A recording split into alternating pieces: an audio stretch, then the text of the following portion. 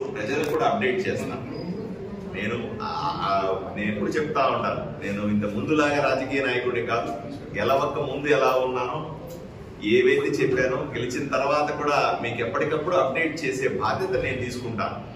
ఆ విధంగా ఈ విషయాన్ని మీ ముందు పెట్టాలన్న ఉద్దేశంతో, జరుగుతున్న పనిని మీకు ప్రజలకు అప్డేట్ చేయాలన్న ఉద్దేశంతో నేను ఈ మాటలన్నీ చెప్తా ఉన్నాను.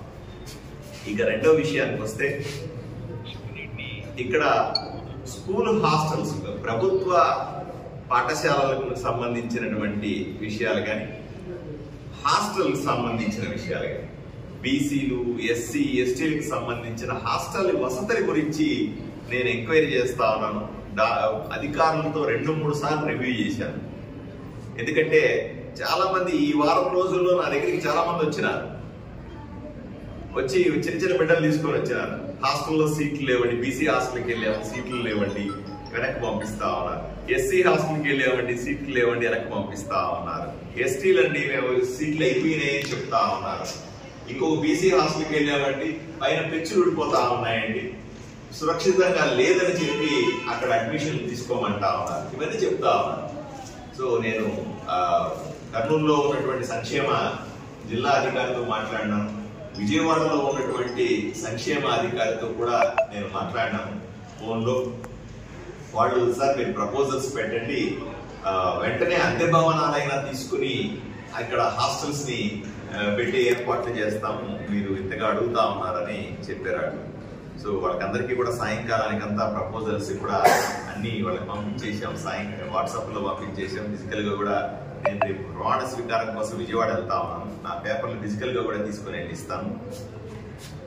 ఇక్కడ బీసీలకు సంబంధించిన హాస్టల్, బాలికలకు ఎందుకంటే ఇక్కడ ఏమైందంటే ఎక్కువ మంది పనికి పోయే వాళ్ళు ఉన్నారు.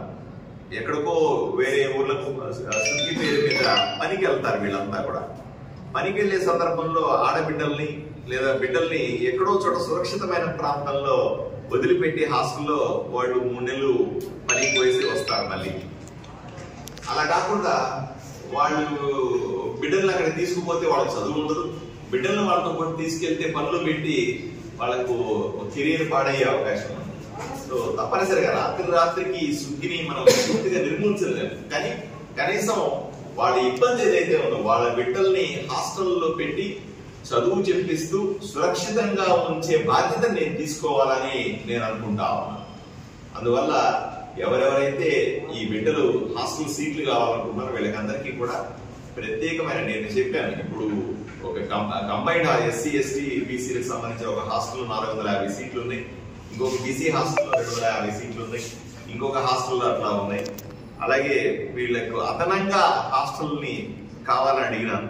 ఇంకో కనీసం ఒక 200-300 మంది ఉండేలాగా అద్దె భవనాలైనా తీసుకుని, ఈ సంవత్సరం వరకు అద్దె భవనాలైనా తీసుకుని దాంట్లో హాస్టల్ నడపగలిగితే వీళ్ళకి కొంత ఉపశమనం కలుగుతుంది అనే ఉద్దేశంతో హాస్టల్ ఎక్స్టెన్షన్ చేయాలా అనే ఆలోచనని కూడా చేసాం. దీన్ని కూడా ఒక వారం 10 రోజుల్లో అదనంగా ఒక 100 నుంచి 200 హాస్టల్ వసతులు ఉండేలాగా భవనాలు కూడా తీసుకొని అద్దె పే చేయడానికి కూడా ప్రభుత్వం సిద్ధపడుతుంది. ఇబ్బంది ఏమి లేదు.